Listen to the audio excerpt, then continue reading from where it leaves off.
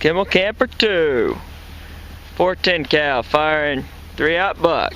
Here we go.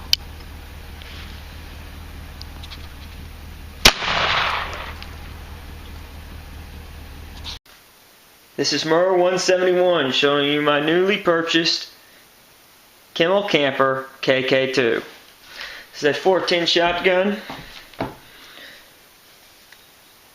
made by Kimel, who was a subsidiary of Savage Arms until, I believe the memory serves, 1999.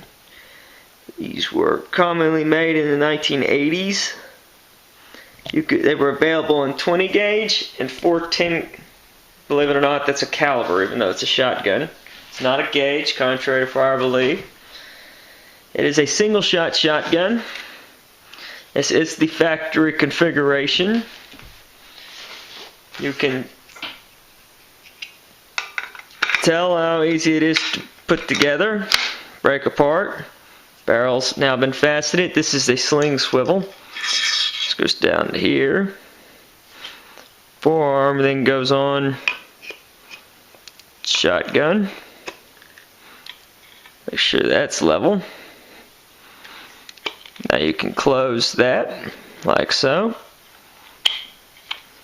Make sure it's in the groove. Then you can take your flathead screw, start it in there, tighten it down.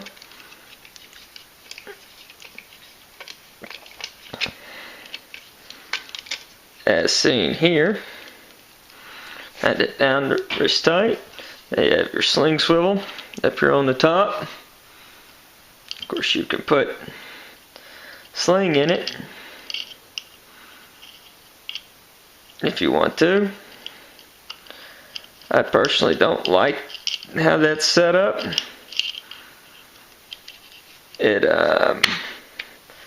blocks the bead when you're looking down it, which to me is a problem, because I really do like sights.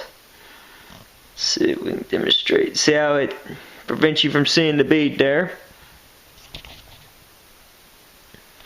So I'm going to take that off just for the time being, and probably won't put it on there. I'm going to possibly flatten the forearm, do a Picatinny rail here, which will allow me to do a different sling mount. There's one in the back too. It's a single shot, as I've stated. 410, 3-inch chamber.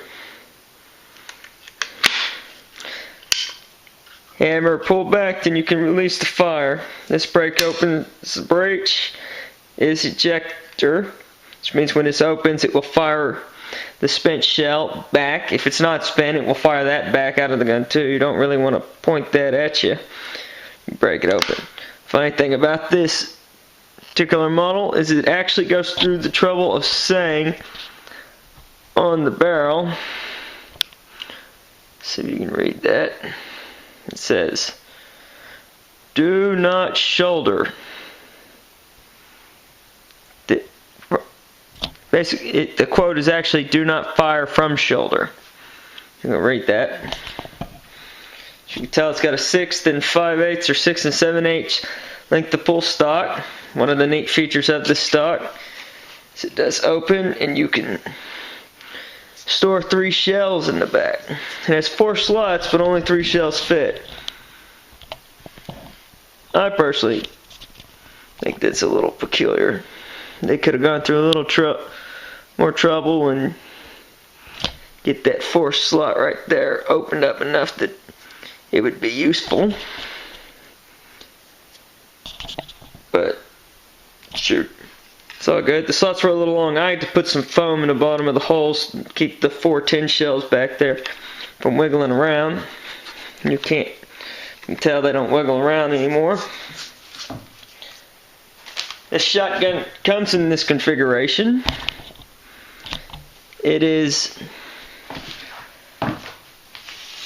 26.5 inches of overall length with an 18.5 inch barrel.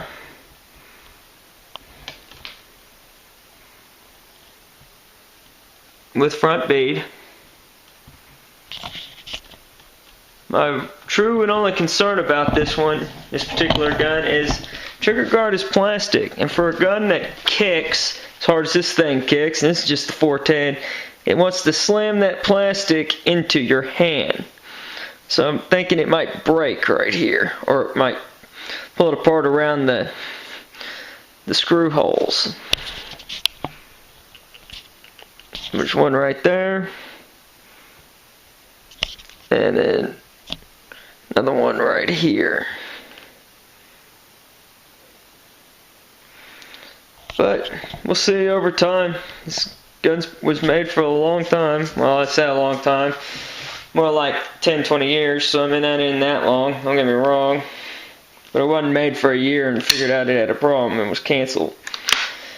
It was designed to be a camping gun. That's one of the reasons it carries its own ammo. It's got a 3-inch chamber and an open cylinder choke, which means you can fire anything you want out of it.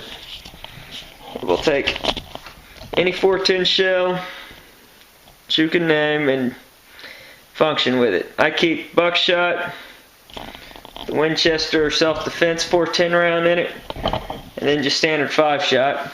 5-shot's good for snakes or whatever you might be, forced to interact with. You can, on a back note though, you notice how you can see the bead now with the sling out of the way. Pull the hammer back. There it is. See, we can't focus in on that. There's the bead.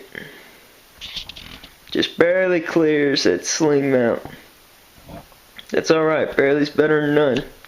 A lot of competition skeet shooters and people who have developed real skill don't even use that bead anymore on their shotguns, so it's a luxury more than it is a necessity. But I want to show you today this Kimel Kamper KK2, and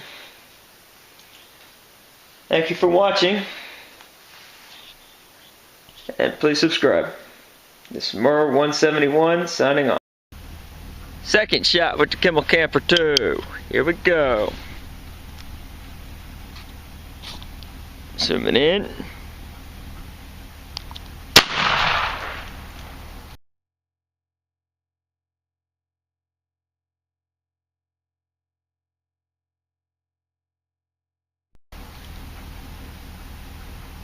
Yeah, that's what it does with triple-aught buck at 10 feet. Alright, this is Mer171 signing off.